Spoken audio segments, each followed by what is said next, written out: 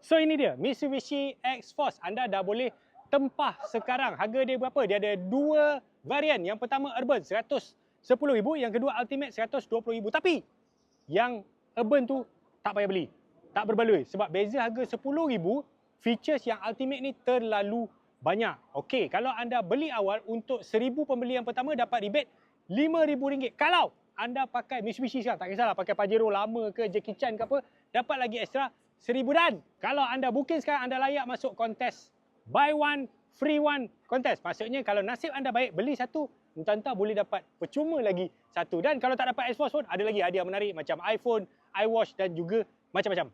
Ini enjin dia. Dia pakai enjin apa? Enjin 4-wheel drive turbo AYC Evo. Bukan. Enjin sama macam Xpander.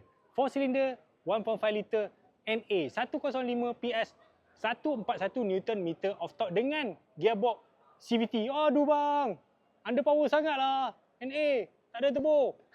Enjin ni lah enjin yang sama akan berjalan selama 1,000,000 kilometer. Satu benda yang jelas bagi kelebihan pada X-Force ni ialah ruang belakang sebab dia wheelbase panjang, jadi kedudukan ni kita boleh nampak memang selesa, memang luas. Tapi kami nak cerita tentang satu perkara ni. Tempat sandar dia ni ada 8 position yang boleh adjust. Tadi kami baca, betul tak tipu. Okey, 1 2 3 4 5 6 7 8. Tapi memang betul 8.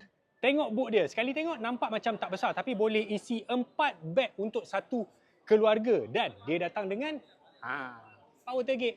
Apa barang tarik-tarik manual. So macam mana X-Force? On tak on?